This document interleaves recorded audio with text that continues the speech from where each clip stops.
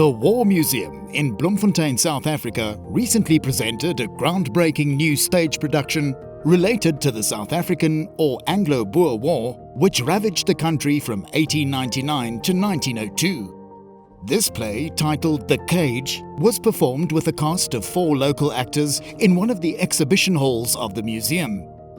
With this production, the museum attempted to go beyond the mere historical facts and figures of a war that has initially been presented as a white man's war. By highlighting the involvement of black South Africans and humanizing the suffering of both white and black women and children, the museum attempted with this stage production to depict the military conflict in an emotive and accessible manner with which ordinary people can relate.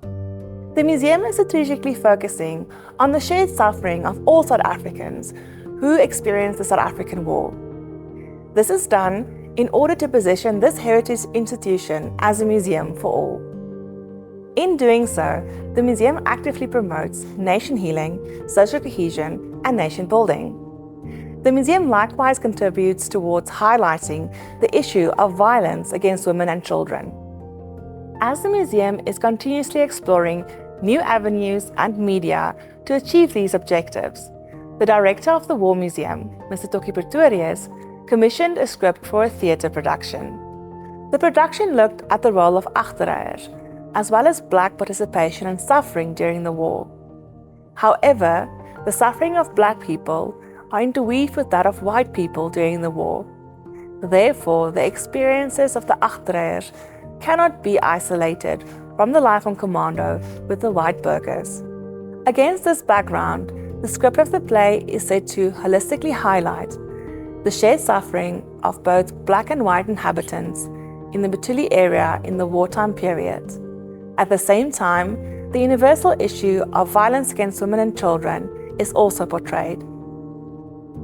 What was originally envisioned for the production was for it to be quite larger on a more of an epic scale, but due to the budgetary restraints with what was initially or eventually secured from the National Arts Council, the production was scaled down quite a bit to become a 4-hander, but essentially the story of 2 women, the experiences of a black woman and a white woman in the concentration camps of the Anglo-Boer War, the perspectives from both sides in terms of the suffering, the pain, the loss of their children, separation from their husbands, and all of the hardships that both sides endured during the war.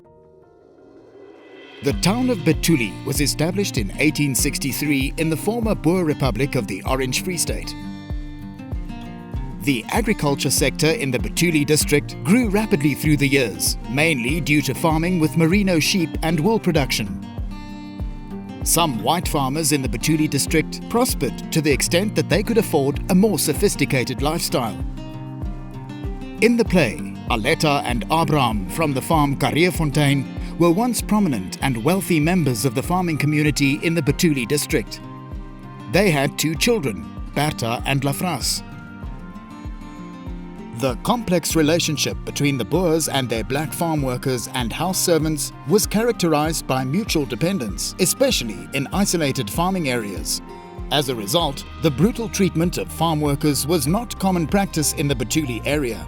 In many instances, white farming families took in destitute black children as part of their households. These children, known as huiskinders, meaning children of the house, grew up with families and often slept in the kitchen. Although a huiskind was still required to perform domestic duties and know their place, a more enduring bond between such a family and a child often developed. Naledi and Pule worked on Carrierfontein as Aletta's head house servant and Abraham's foreman. They had 2 boys, Tuma and Khosi. Naledi grew up on the farm as a huiskind. The South African War, in which Great Britain and the former Boer republics of the Transvaal and the Orange Free State were the main adversaries, broke out in October 1899. As a result, civilian white men between the ages of 18 and 60 years in the Butuli district were called up for commando duty. Aletta prevented her son Lafras from reporting for military duty due to ill health since childhood. A tacit agreement between the British and the Boers not to involve black people in the war, except as unarmed servants, scouts and guards, was maintained in the initial phase of the war. As many as 100,000 black men were employed in various capacities by the British military. A number of black women also worked in military kitchens and hospitals. On the other hand, about 12,000 trusted farm workers accompanied the Boers as agterryers or auxiliaries on commando. In the play, Pule joined Abraham as an agterryer on commando. During the latter phase of the war, both the British and the Boers abandoned their stance on the arming of blacks. About 15 to 30,000 black soldiers were ultimately armed by the British to actively take part in the warfare, while a limited number of armed agterryers were now also engaged in the fighting. As families who remained on farms continued to provide Boer forces with information, food and medical care, the British military command decided to implement so-called scorched earth tactics. An order was issued in November 1900 to sweep the countryside bare of everything and everyone that could give sustenance to the Boer forces. At a rapid pace, the military systematically destroyed more than 30,000 farmhouses and any crop that could sustain Boer forces. Apart from some sheep and cattle that were confiscated to aid the British war effort, livestock on farms were completely wiped out. The houses and livestock of black farm workers were likewise destroyed. White families in the district, as well as black farm workers and servants, were forcefully removed and dispatched to camps set up by the British military. To escape forced removal to the camps, a number of white families, accompanied by farm workers and servants, left the farms timeously to hide in the veld. Aletta and Naledi and their children also hid in the veld for a number of months, but were separated when they were eventually caught by the military. In total, 280,000 white civilians were detained in 49 camps, while 65 camps for black civilians were also established. Mainly as a result of poor conditions causing disease, 11,000 white and black adult civilians and more than 40,000 black and white children lost their lives in these camps.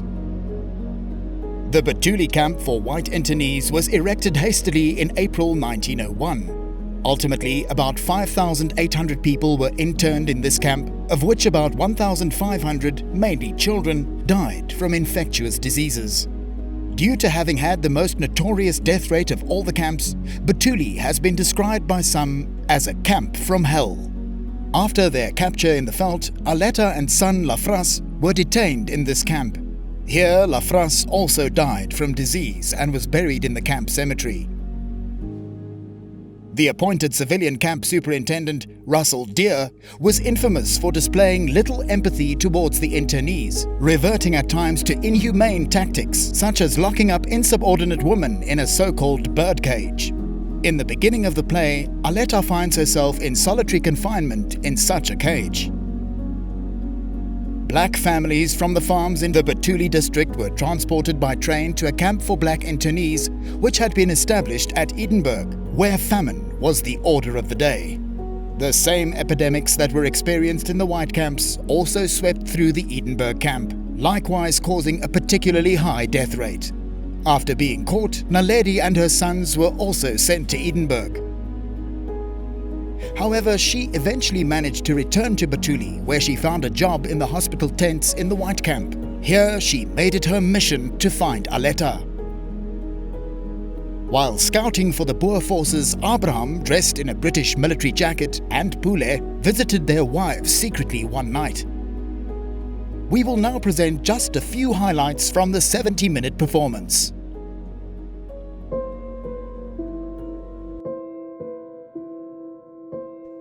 I assume you were also taken that day. Yes. They caught us. And they killed Bertha. What? Oh, God, no.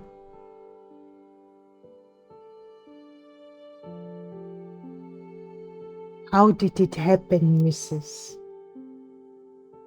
The captain shouted for us to stop. But we kept going. Some fool fired a shot. The captain took me and Jafras and Bertha to the field hospital. Kept on saying, "It's all right, Mama. It's all right." I am so sorry, Mrs. Where have you buried her? I didn't bury her. They did. Of all things, they gave her a military funeral in some English graveyard, complete with khakis standing to attention and a priest swinging incense. But why such a funeral? It was the captain's decision. Afterwards, I walked up to him and I asked him, "Does this make you feel better? Or am I supposed to?" "Well, your little spectacle didn't help. You and your men were trained to fight the enemies of the empire, and now you've come hundreds of miles over the ocean to wring the necks of chickens, to kill my daughter on the plains of Betuli. Well done, Captain. Well done. I hope they give you a Victoria Cross for this."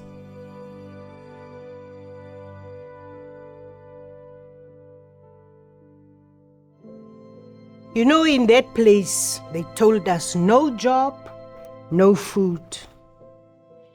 Yes, Mrs., it is one thing to suffer yourself, but to see your children suffer, it is something completely different.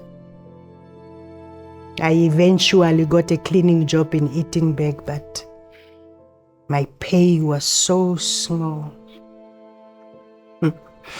In the beginning, I tricked them. I put a pot on the fire. I told them it's soup. And when they asked, Mama, when is it getting ready? Mama. I just kept on staring and said, "It's coming, Nana. It's coming. Be patient, boy. And I just kept on staring and staring until eventually they fell asleep. You know, before I could tell the difference between right and wrong, but in this war, I have learned that the wrong is sometimes the right thing to do. Keep the blanket. Mama is not cold. Eat, baby. Mama is not hungry. The nobleness of lying.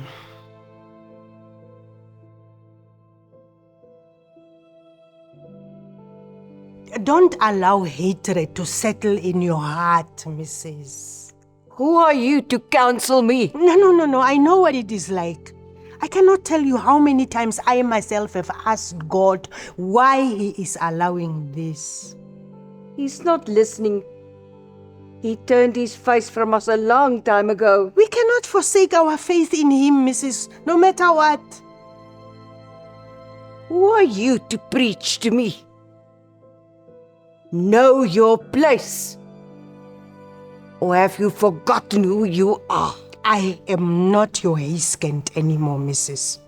This war changed it all. We hunger the same, we cry the same, we suffer the same.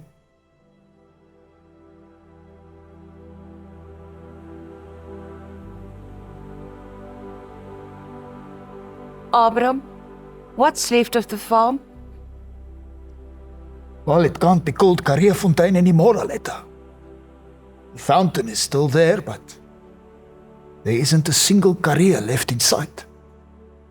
They chopped down all the trees on the farms closest to town. Firewood for this camp. I could not help but notice the silence. With all the trees gone, even the birds have left. I gather they took our merino. No, they haven't. Their sun-bleached carcasses lie strewn across the veld as far as the eye can see. They also burnt down our barn with all of our farming equipment and carriages still inside. But the house? Will you be able to repair it? Dynamite. It took me 3 years to build that house.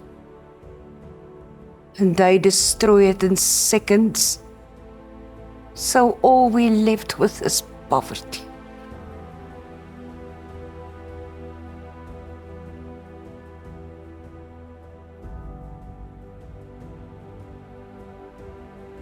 It doesn't look good, Aletta. Platteland has become a strange and unsettling place. Miles and miles on end, the only thing you come across are the blackened ruins of what used to be farmhouses. Not a soul or an animal in sight. Places like the Wetstorp and Reddersburg have become ghost towns. Those few buildings that are left are standing empty and the streets are overgrown with weeds. You know, I have to give it to the English.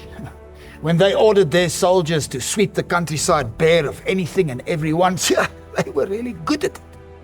They really put their stamp of authority on this republic. No, Abram. The authority over us only reaches as far as the cannons can shoot. The Boer course is just, we will never surrender. You know, Aletta, as hard as it is in this life, sometimes you just have to accept things for what they are. All this talk about war being lost. Have you come all this way to upset me? I knew you wouldn't understand. It's always just your views that matter. You listen, but you don't hear. I think enough has been said. I still need to say one thing more. Don't insult the suffering of your children, Abram. And if you still feel anything for me, spare me from becoming the wife of a coward.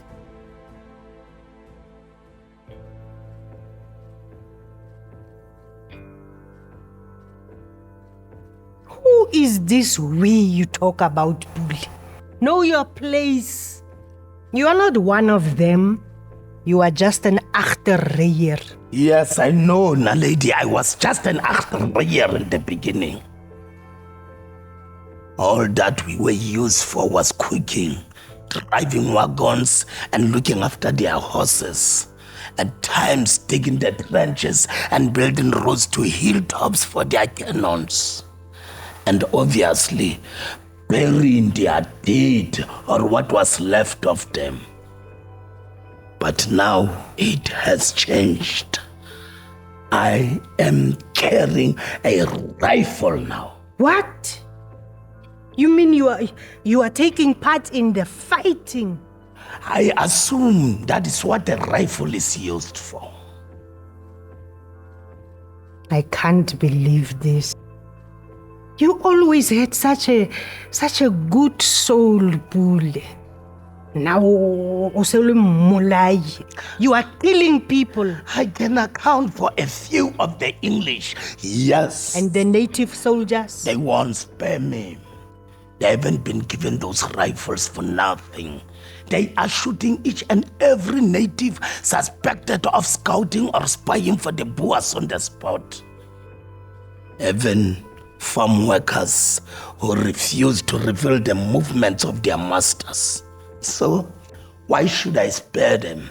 It's a war. This is not a war. This is madness.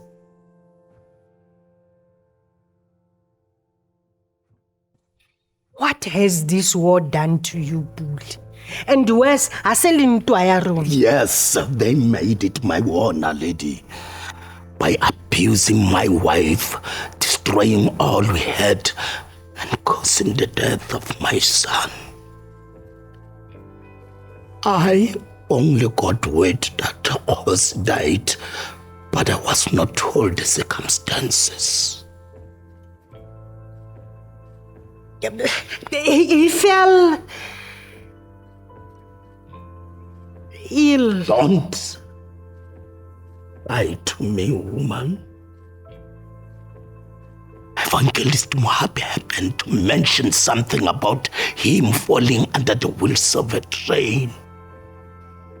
But he did not want to elaborate. Is it true?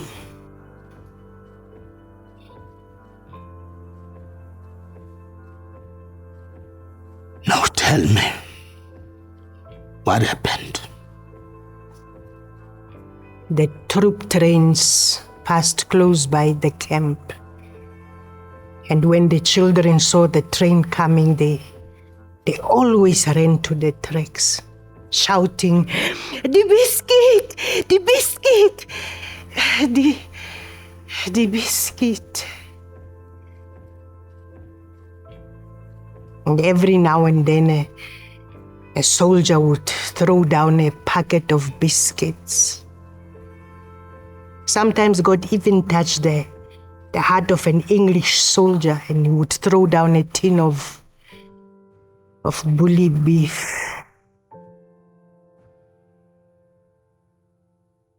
One day, a sergeant chased the children running too close to the train away. Ba ile ba njwetsa hore ka hara moferefere o kaofela.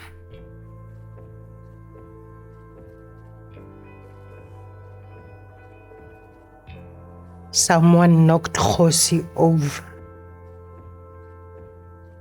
This would never have happened if it wasn't of the English stirring this war. That is why I did not want to tell you the truth. I knew it would kindle this kind of rage in you even more. My rage is justified, Naledi.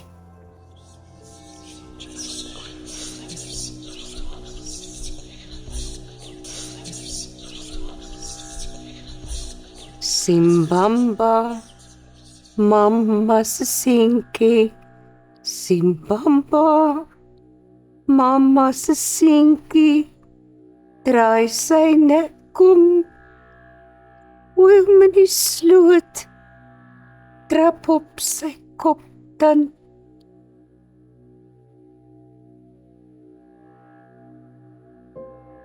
Do you remember how I sang you asleep every night? The blanket drawn up to your chin. Your golden curls like a halo around your head. I kept singing until those forget-me-not blue eyes closed slowly. I've waited so long for you. Everyone around me had given up hope. But long before you were born, I saw you in my dreams. And when you came, oh, I carried you with such pride. Flesh of my flesh, and soul of my soul.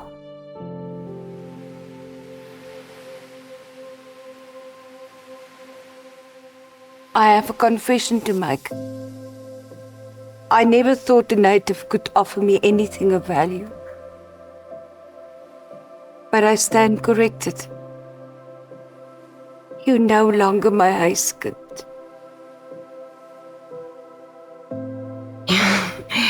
Sure, Mrs. I also have a confession to make. You know, I always play the piano on the weekends when you went away. But I was not so very good, you know, too many keys. You're forgiven. But do try to think about what I told you earlier. I will, but I can't promise to uphold it. It's not just the country that finds itself in a wasteland. My heart is also in the wilderness. All we can do is pray for strength. We must hold on to that Besalema that you prayed every morning in the forays when the men left on commando. Oh Lord, how many are my foes? How many rise up against me? Many are saying, God will not deliver. You, Lord, are my shield, my glory, the one who held my head high. Yeah, this is a very beautiful show. It is also a very painful show. It is about information in the history that was withheld from the community and the world at large. So I think as many people needs to see this show. It was for the first time I heard the detailed history about the Anglo-Boer War. It is all about suffering. Many people died and many races are affected by that war. So this show is so powerful and it is so painful. So it is important to document works like this. Many of the personal stories were actual events taken from history. So there's a very authentic ring to the play. The scaled-down version has become a very personal and a very authentic view from two real women, the viewpoints of two living women who actually lived through these events. So I think in those terms it was very successful. Take the opportunity to, on behalf of the creative team, of everybody involved, to thank the museum for the wonderful opportunity to be part of this incredibly important project, both historically and artistically. Thank you so much.